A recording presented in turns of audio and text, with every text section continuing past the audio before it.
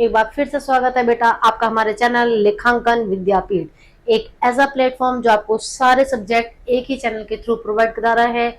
Science, social science, maths and English. सबसे main thing, your success is our motto. And as you know, I am Ritu Sharma, having 18 plus years of experience in my teaching field, and we are doing the most interesting and most scoring chapter of chemistry, that is metal and non.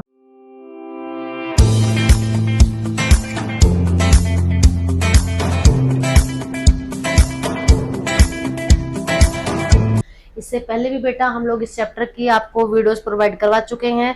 अब हम इस chapter का एक ऐसा topic जो कि बहुत ही interesting है वो स्टार्ट करने जा रहे हैं, तो चलिए करते हैं। हमने बेटा अभी तक क्या पढ़ा कि मेटल और नॉन मेटल की हम लोगों ने फिजिकल प्रॉपर्टीज पढ़ी और वन बाय वन हम उनके केमिकल प्रॉपर्टीज पढ़ रहे थे। तो हमने क्या देखा कि मेटल ने जब एसिड के साथ रिएक्शन की तब क्या हुआ, जब मेटल ने हाइड्रोजन के साथ रिएक्शन की तब क्या हुआ।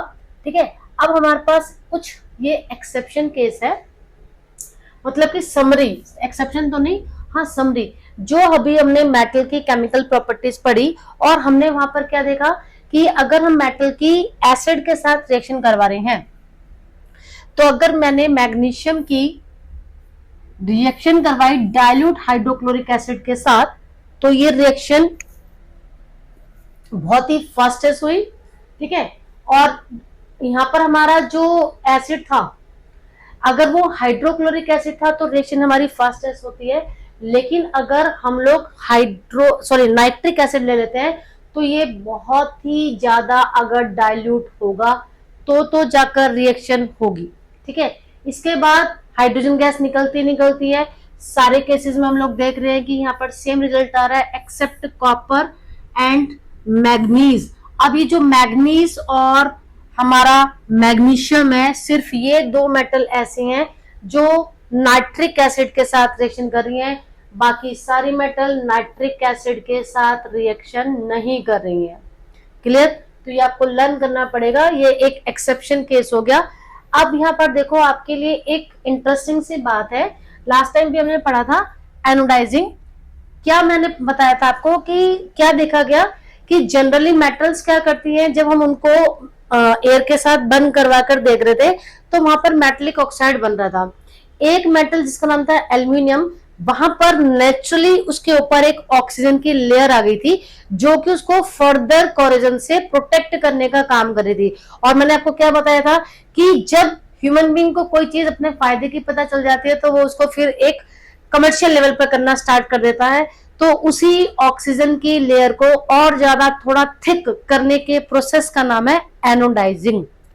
तो anodising is a process of forming a thick oxide layer of aluminium. Aluminium के ऊपर ऑक्साइड की थिक लेयर को बनाना, this process is known as anodising. और ये क्या करता है, aluminium develops a thin oxide layer when exposed to air. ये बात हम लोगों ने पहले पढ़ ली थी कि एल्यूमिनियम अपने आप ही नेचुरली अपने ऊपर एक ऑक्सीजन की लेयर बना लेता है। This aluminium oxide coat make it resistant to further corrosion. और ये जो अब एल्यूमिनियम ऑक्साइड की लेयर बन गई है, ये इसको फर्दर कोरोजन से प्रोटेक्ट करने का काम कर रही है। This the resistance can be improve further by making the oxide layer thicker. This is anodising. Clear? अब इसमें करते क्या है, ये यहां से इसकी प्रोसेसिंग है कि during anodising a clean aluminium article is made the anode and is electrolysed with dilute hydrosulphuric acid. Hydro नहीं, ओनली सल्फ्यूरिक एसिड। तो यहाँ पर एल्यूमिनियम की ही एक कोई आर्टिकल ले लिया हमने प्योर मेटल का, ये एक किसकी तरह से काम करेगा, एनोड की तरह से। और जो हमने इलेक्ट्रोलिसिस का प्रोसेस करेंगे, यहाँ पर हमने जो इलेक्ट्रोलाइट लिया उसके अंदर सल्फ्यूरिक एसिड डाल दिया।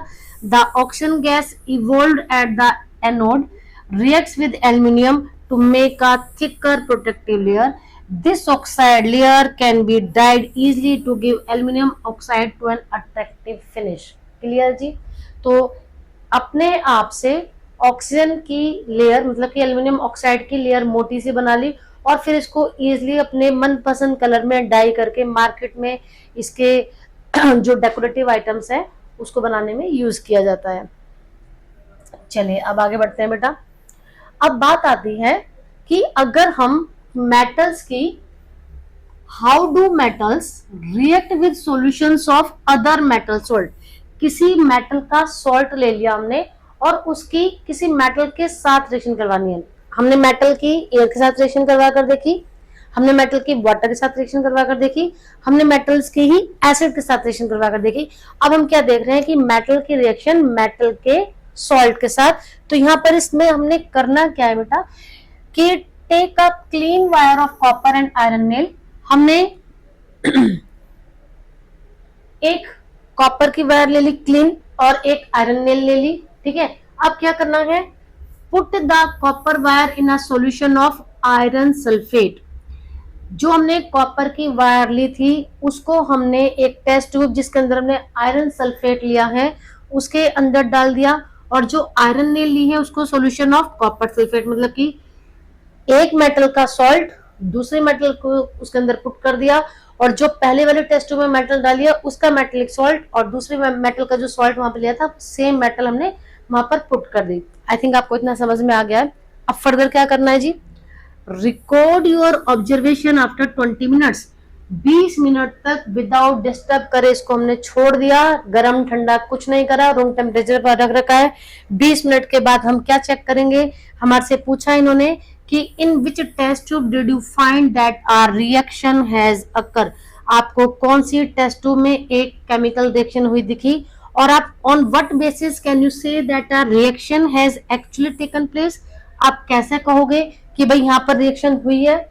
इसके लिए जो हमने फर्स्ट चैप्टर में एविडेंसेस पढ़े थे ना, हमें उनकी हेल्प लेनी पड़ेगी, और यहाँ पर हमें केमिकल इक्वेशन लिखने के लिए बोला है। तो यहाँ पर आप देखो ये कॉपर की वायर ले रखी है, ये आयरन की ले रखी थी। कॉपर सल्फेट का सॉल्यूशन और आयरन सल्फेट का सॉल्यूशन जब ये लिया गया तो यहाँ पर क्या देखने के लिए मिला, हमारे पास था फर्स्ट टेस्ट ट्यूब में कॉपर सल्फेट का सॉल्यूशन, उसके अंदर डाली गई आयरन की नेल। तो कुछ टाइम बाद आयरन ने क्या किया, कॉपर को उसके सॉल्यूशन से डिस्प्लेस कर दिया। जो कॉपर सल्फेट का ब्लू कलर था वो अब हमारा फेड हो जाता है, जबकि जो हमारी सेकंड वाली इक्वेशन थी जिसमें हमने वो सॉरी टेस्ट ट्यूब थी जिसमें हमने आयरन सल्फेट लिया और कॉपर को डाला, तो यहाँ पर हमारी कोई रिएक्शन नहीं होगी, क्योंकि यहाँ पर क्या होगा, हमारा एक लेस रिएक्टिव एलिमेंट है। तो यहाँ पर डिस्प्लेसमेंट रिएक्शन हो रही है, ठीक है। A more reactive element or metal can displace a less reactive element or metal from its solution. Already we have discussed about it. If a metal A displaces metal B from its solution, metal A is more reactive. अगर हमने दो metal ले रखी है और उसमें से metal B ने मेटल A को डिस्प्लेस कर दिया, इसका मतलब मेटल B ज्यादा रिएक्टिव है। क्लियर? तो देखो यहाँ पर ये हुआ, iron displaces copper from copper sulphate solution, hence iron is more reactive than copper. तो आयरन जो है वो कॉपर से ज्यादा रिएक्टिव है। तो हमने क्या किया था जी, सेकंड वाला जो हमारी टेस्ट ट्यूब थी, जब हमने कॉपर डाला था आयरन सल्फेट के अंदर तो वहां पर कोई रिएक्शन नहीं हुई, क्योंकि क्या है जी, iron is highly reactive than copper.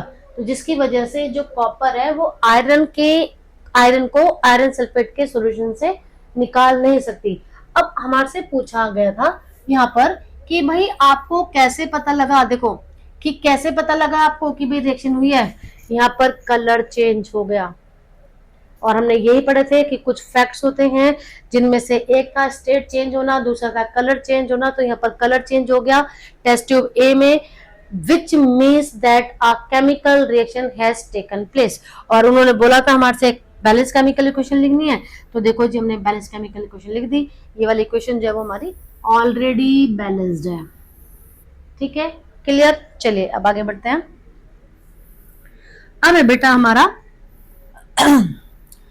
हमने क्या देखा कि मेटल्स की, नॉन मेटल्स की हमने अलग अलग फिजिकल प्रॉपर्टी, केमिकल प्रॉपर्टी देखी, and on the basis of chemical properties हमने क्या देखा कि जो कुछ मेटल्स हैं वो बहुत विग्रसली रिएक्ट कर रही थी, फिर उसके बाद कुछ मेटल ऐसी आ गई जो कि लेस विग्रस थी, उसके बाद थोड़ा थोड़ा उनका डिक्रीजिंग ऑर्डर स्टार्ट हो रहा था। तो इसी डिक्रीजिंग ऑर्डर में मेटल को लगा दिया गया उनकी रिएक्टिविटी सीरीज के अकॉर्डिंग, सॉरी उनकी रिएक्टिविटी के अकॉर्डिंग, और फिर अब ये जो चेन या सीरीज बन गई इसको बोला जाता है रिएक्टिविटी सीरीज।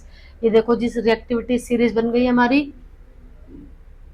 इस रिएक्टिविटी सीरीज को बेटा आपको लर्न करना पड़ेगा। इस रिएक्टिविटी सीरीज में जो मेटल्स हैं उनको उनकी रिएक्टिविटी के बेसिस पर डिक्रीजिंग ऑर्डर में लगाया गया है। मींस सबसे ऊपर हाईली रिएक्टिव, फिर जैसे जैसे जैसे जैसे हम नीचे की तरफ आएंगे लीस्ट रिएक्टिव मेटल आ जाएंगी। तो 3 कैटेगरी यहाँ पर जो है वो बना दी गई है। यहाँ तक जो है हमारी पोटेशियम से लेकर जिंक तक हो गई हमारी हाईली रिएक्टिव मेटल्स। फिर इसके बाद हो गई हमारी जिंक से लेकर हाइड्रोजन तक रिएक्टिविटी सीरीज डिक्रीज हो रही है, ये मॉडरेटली रिएक्टिव मेटल हो गई, और नीचे वाली होगी हमारी लीस्ट रिएक्टिव मेटल। तो अब ये जो रिएक्टिविटी सीरीज है ना बेटा, इसको लर्न करने के लिए अलग अलग ट्रिक्स आज की डेट में वायरल हो रही है। तो हमने भी आपके लिए एक ऐसी ही ट्रिक बनाई है जो कि आपको हमारे इंस्टाग्राम चैनल पर मिल जाएगी और जल्द ही वो वीडियो अपलोड होने वाली है। तो आपको अगर ट्रिक के थ्रू इजी लर्न होता है तो आप वहां से लर्न कीजिए। अदरवाइज जैसे कि जब हम लोग अपने स्टूडेंट लाइफ की अगर हम बात करते हैं तो उस समय ऐसा कोई इजी तरीका जनरली नहीं हुआ करता था, तो हम लोगों ने तो पूरा ऐसे ही लर्न किया था। 2-4 बार आप जब इसको देखोगे तो लर्न हो जाएगा। पोटेशियम, ठीक है, potassium sodium magnesium, aluminium zinc, iron, lead hydrogen copper, mercury silver और गोल्ड। चलिए अभी रिएक्टिविटी सीरीज करनी है जी learn, and this is very important because metal की जो एक्सट्रैक्शन है वो सारा रिएक्टिविटी सीरीज के ऊपर ही बेस्ड है कि कौन सी मेटल को कैसे एक्सट्रैक्ट करेंगे। उसके लिए पहले मैं उसकी रिएक्टिविटी सीरीज में पोजीशन पता होनी चाहिए, ठीक है। तो आप लोग हमारे इंस्टाग्राम चैनल को बेटा फॉलो कर लेना। वीडियो के लास्ट में आपको डिस्क्रिप्शन में उसका लिंक मिल जाएगा, तो वहां से आप लिंक लेकर ज्वाइन कर सकते हैं हमें। अब बात आ गई है कि how do metals and non metals react. अभी तक हमने क्या देखा कि मेटल की या नॉन मेटल की कभी हम एयर के साथ, वाटर के साथ, एसिड के साथ, मेटल के सॉल्ट के साथ रिएक्शन करवा कर देख रहे हैं। अब भाई क्या होगा अगर इन दोनों की आपस में रिएक्शन करवा दें तो देखते हैं जी क्या होगा। Why do metals react. पहली बात तो ये है कि metals react to attain a stable electronic configuration. जो मेटल्स हैं वो रिएक्शन क्यों कर रही हैं, क्योंकि सबका मेन पर्पस है एक स्टेबल कॉन्फ़िगरेशन गेन करना। आप लोगों ने 9th क्लास में पढ़ा था ना इलेक्ट्रॉनिक कॉन्फ़िगरेशन के बारे में, जहां पर नील्स बोर ने एक स्कीम दी थी कि K-L-M-N शेल में कितने कितने इलेक्ट्रॉन्स होंगे, और कोई भी हमारा एटम तब स्टेबल माना जाएगा जब उसकी आउटर मोस्ट शेल में जो इलेक्ट्रॉन है वो अपना ऑक्टेट कंप्लीट कर लेते हैं। तो अगर किसी भी एटम का ऑक्टेट कंप्लीट है उसके आउटर मोस्ट शेल में तो इलेक्ट्रॉन्स की, तो हम क्या कहते हैं कि उसका जो इलेक्ट्रॉनिक कन्फिग्रेशन है वो कैसा हो गया, स्टेबल हो गया। अब सिमिलर टू नोबल गैसेस, जिस तरह से नोबल गैसेस जो है ऑलरेडी उनका जो ऑक्टेट है वो कंप्लीटली फिल्ड है, जिसकी वजह से वो जल्दी से रिएक्शन नहीं करती है किसी के साथ भी। तो मेटल का भी मेन पर्पस क्या है कि रिएक्शन करके वो भी अपना क्या करना चाहते हैं बेटा, स्टेबिलिटी गेन करना चाहते हैं। मेटल्स है 1 2 3 electrons in their outermost shell, 1 से लेकर 3 तक इलेक्ट्रॉन जो है उनके आउटर मोस्ट शेल में होते हैं, and tend to lose these electrons to form positively charged ions। और वो क्या करते हैं, अपने इस आउटरमोस्ट शेल के इलेक्ट्रॉन्स को लूज कर देते हैं, जिसकी वजह से उनके ऊपर एक पॉजिटिव चार्ज आ जाता है, पॉजिटिवली चार्ज आयन बन जाते हैं वो, और पॉजिटिवली चार्ज आयन को बेटा क्या कहते हैं, कैटायन। तो अब हम देखते हैं,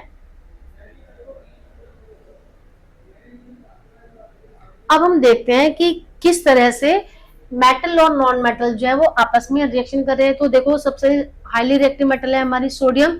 सोडियम का इलेक्ट्रॉनिक कन्फिग्रेशन है 281 because its atomic number is 11, you already know, ठीक है।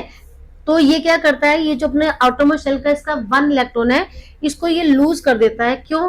ताकि इसका जो आउटर मोस्ट शेल है 8 इलेक्ट्रॉन हो जाए, इसका ऑक्टेट कंप्लीट हो गया, जिसके बाद ये क्या हो जाएगा, अब Na प्लस मीन्स अब ये सोडियम आयन बन गया हमारे पास। क्लियर है जितना? This gives it a stable octet in the outermost shell. अब अगर मैं एक बात करूं नॉन मेटल की, क्लोरीन, क्लोरीन का एटॉमिक नंबर होता है बेटा 17, जिसकी वजह से इसका इलेक्ट्रॉनिक कन्फिग्रेशन हो गया 287। तो इसको अपने आउटर ऑर्बिट कंप्लीट करने के लिए क्या है, 1 इलेक्ट्रॉन की जरूरत पड़ती है। तो ये 1 इलेक्ट्रॉन जब ले लेती है बाहर से, तो इसका ये बन जाता है मेरे पास क्लोरीन का अनायन, क्योंकि एक नेगेटिवली चार्ज आयन बन गया। अब ये इसकी आउटर ऑर्बिट हो गई है पूरी। ठीक है, तो ये तुमने देखा। अब हम इसका मैकेनिज्म देखते हैं कि किस तरह से सोडियम ने जो अपने अंदर से इलेक्ट्रॉन निकाला, क्लोरीन ने उस वाले इलेक्ट्रॉन को किस तरह से गेन किया। तो चलो देखते हैं जी। यहाँ पर अभी आयनिक बॉन्ड क्या होता है बताऊंगी। सोडियम हमने पढ़ा, सोडियम के पास 1 इलेक्ट्रॉन एक्स्ट्रा था, इसने लूज कर दिया। क्लोरीन को 1 इलेक्ट्रॉन चाहिए था, इसने ये वाला जो इलेक्ट्रॉन है वो ले लिया, जिसकी वजह से इसके ऊपर माइनस का साइन आ गया।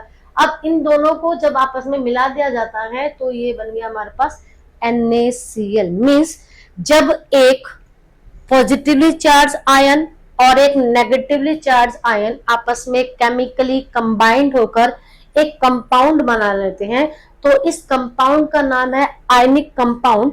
और इनके बीच में जो बॉन्ड बनाना है बेटा, फोर्स ऑफ अट्रैक्शन, क्योंकि हम देख रहे हैं यहाँ पर क्या है, अपोजिटली चार्ज आयन्स हैं, और अपोजिट चार्ज जो है, अपोजिट चीजें एक दूसरे को अट्रैक्ट करती हैं। दैट्स वाई इनके बीच का जो फोर्स ऑफ अट्रैक्शन है वो बहुत ही ज्यादा हाई हो गया। इनके इस बॉन्ड को बोला जाता है आयनिक बॉन्ड। ठीक है, तो अब आपको यहां से क्वेश्चन कैसे आएगा, किसी भी एक आयनिक कंपाउंड का आपको नाम दे देंगे और आपसे पूछा जाएगा कि इसकी फॉर्मेशन कैसे हुई है वो बताइए। देखो जैसे आपको क्या करना है, मैं एक बार दोबारा से समझा देती हूँ, अच्छे से समझ लेना। जब कभी भी आपको कोई भी आयनिक कंपाउंड की फॉर्मेशन बनाने के लिए आएगी, तो सबसे पहले आपने लेना है मेटल, और हमें ये शो करना है उसकी इलेक्ट्रॉनिक कन्फिग्रेशन बताकर आप कर सकते हो कि उसके आउटरमोस्ट शेल में कितने इलेक्ट्रॉन थे, कितने इलेक्ट्रॉन उसने लूज कर दिए। क्योंकि सोडियम के पास आउटरमोस्ट शेल में 1 इलेक्ट्रॉन एक्स्ट्रा था, तो इसने अपना 1 इलेक्ट्रॉन जो है प्लस 1 इलेक्ट्रॉन एक्स्ट्रा है। ठीक है, यहाँ पर हमने कर दिया। जब ये अपने अंदर से इस इलेक्ट्रॉन को निकाल देगा तो इसके पास प्लस का साइन आ गया। क्लियर? अब जो क्लोरीन है उसने 1 इलेक्ट्रॉन ले लिया जी अपने अंदर से, जिसकी वजह से इसके ऊपर एक माइनस का साइन आ गया। तो अब ये जो मेरा आयन है कैटायन, और ये जो मेरा आयन है एनायन, ये दोनों आपस में कंबाइंड होकर आयनिक कंपाउंड बना लेते हैं। आई होप आपको समझ में आ गया है। आपकी बुक में 3-4 एग्जाम्पल दे रखे हैं, magnesium chloride, magnesium oxide, sodium oxide, ये 3-4 जो है मोस्टली इंपोर्टेंट है। तो रैंडमली कभी कोई आपको क्वेश्चन आ सकता है, तो कोई भी आ जाए, कैल्शियम क्लोराइड आ जाए, आप लोग कभी भी बना सकते हो। ठीक है, तो ये इसकी आप एक बार अच्छे से प्रैक्टिस कर लेना। वैसे कोई मुश्किल वाली बात नहीं है, बट हाँ अगर आयनिक कंपाउंड से रिलेटेड क्वेश्चन आता है तो फिर उसमें 1 मार्कर क्वेश्चन में ये जरूर अटैच होकर आता ही आता है डेफिनेटली। अब यहाँ पर देखो, ये ऑलरेडी वैसे तो हम लोगों ने 9th क्लास में पढ़ा था। यहाँ पर कुछ एलिमेंट्स के नेम दे रखे हैं, उनका एटॉमिक नंबर दे रखा है, और क्या दे रखा है कि number of electrons in shell, कि उनकी आउटर ऑर्बिट कंप्लीट करने के लिए। जैसे कि अगर हम नोबल गैसेस को देख रहे हैं, हीलियम, नियोन एंड आर्गन, जो आपने स्टार्टिंग के 20 एलिमेंट्स पढ़े थे ना बेटा, उनमें से ये 3 जो है ऐसे एलिमेंट हैं जिनकी आउटर ऑर्बिट कंप्लीट है। This that is the reason these are known as noble gases because their valency are 0। देख रहे हो जी, आउटरमोस्ट शेल में 2 इलेक्ट्रॉन मतलब कि कंप्लीट है। अब अगर हम सोडियम की बात कर रहे हैं, तो ये जो है सोडियम के आउटरमोस्ट शेल में होता है 1 इलेक्ट्रॉन, मैग्नीशियम के आउटरमोस्ट शेल में 2 इलेक्ट्रॉन, एल्यूमिनियम की में 3 है, पोटेशियम की में 1 है, कैल्शियम में 2 है, नाइट्रोजन में 3 है, सॉरी नाइट्रोजन में तो 5 है, और ऑक्सीजन में आउटरमोस्ट शेल में है 6 इलेक्ट्रॉन, फ्लोरीन में आउटरमोस्ट शेल में है 7, फॉस्फोरस में 2, 8, 6, 5, सल्फर में है 6, और क्लोरीन में है 7 इलेक्ट्रॉन। तो इसकी आउटर मोस्ट शेल के इलेक्ट्रॉन दे रखे हैं हमारे,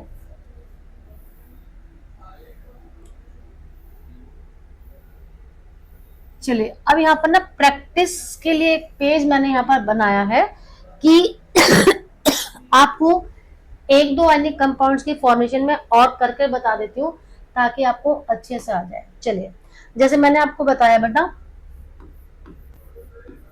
सपोज आपको क्वेश्चन आ गया कि मैग्नीशियम क्लोराइड का बताइए जी, तो पहले तो हमें दोनों का ही हम क्या लिख लेते हैं इलेक्ट्रॉनिक कन्फिगरेशन, ताकि मुझे ये पता चल जाए। मैग्नीशियम का एटॉमिक नंबर होता है 12, तो 282, क्लोरीन 17, 287, इसकी आउटर मोस्ट शेल में 2 इलेक्ट्रॉन है, तो मैग्नीशियम के पास क्या है जी,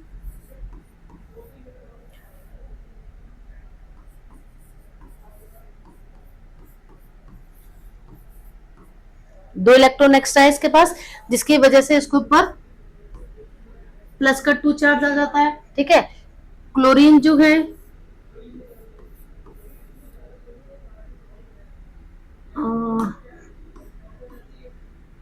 क्लोरीन एक इलेक्ट्रॉन बाहर से ले लेती है, जिसकी वजह से क्लोरीन के ऊपर माइनस का चार्ज आ जाता है।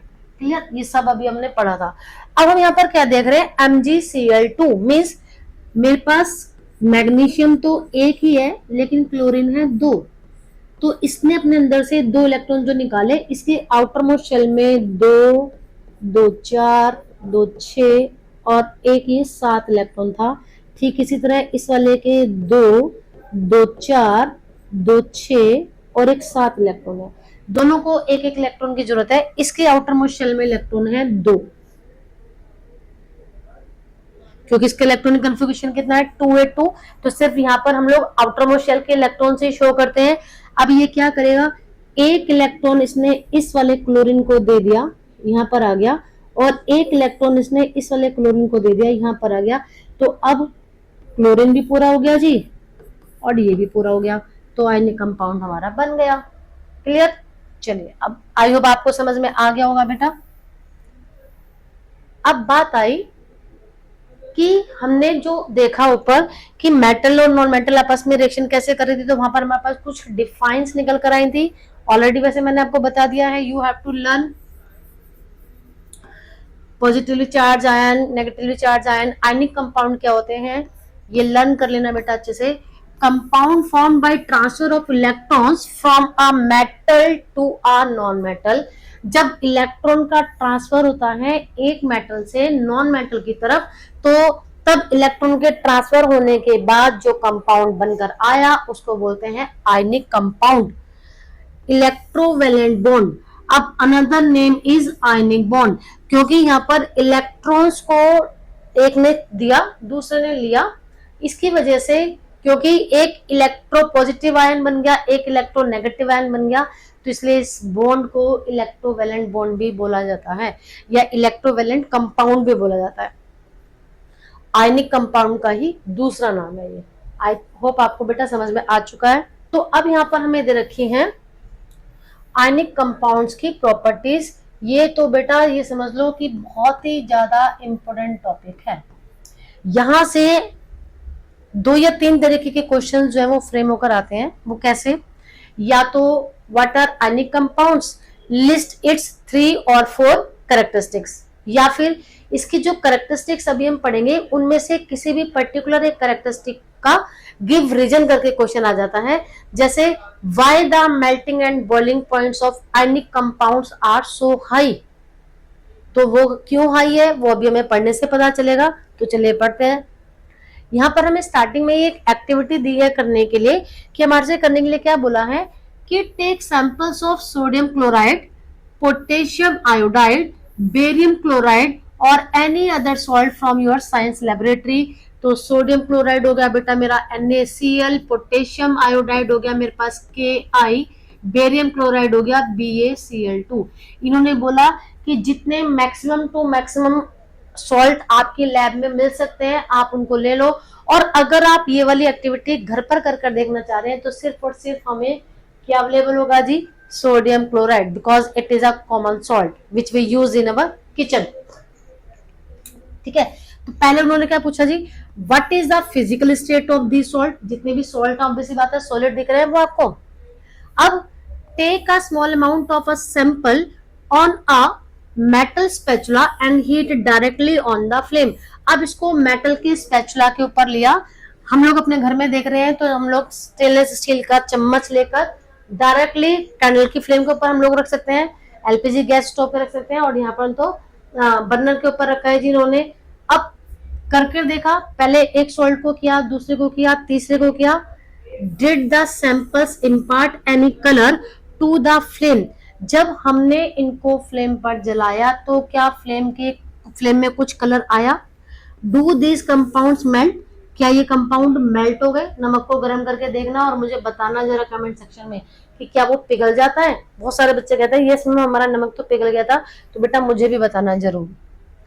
फिर क्या करना है जी, अब हमने जो जलाया नमक उसको नहीं, अब दूसरा सैंपल लिया, try to dissolve the samples in water. अब हमने अगेन थोड़ा सा NaCl, थोड़ा सा पोटेशियम आयोडाइड अलग से, और या फिर बेरियम क्लोराइड लिया।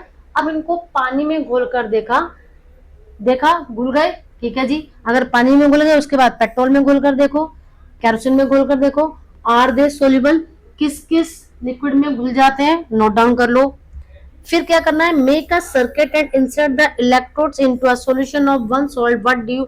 अब ये वाला जो है, ये वाला एक्सपेरिमेंट हम लोग अपने घर पर कर नहीं दे सकते, इसके लिए हमें लैब की जरूरत पड़ेगी।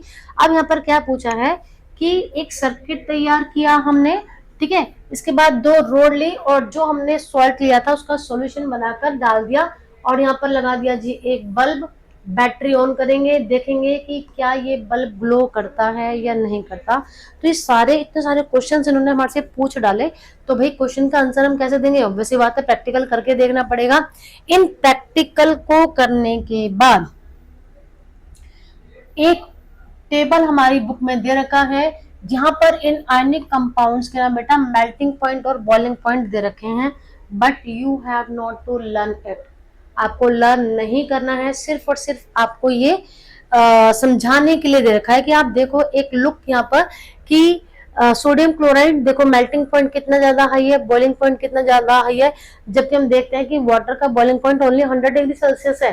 तो यहाँ पर क्या देख रहे हैं कि ऑलमोस्ट अप्रोक्सीमेटली 1000 के करीब आ रहा है इनका मेल्टिंग पॉइंट, और बॉइलिंग पॉइंट तो और भी ज्यादा आ रहा है। इट मीन्स मेल्टिंग पॉइंट और बॉइलिंग पॉइंट कैसा हो गया जी हाई।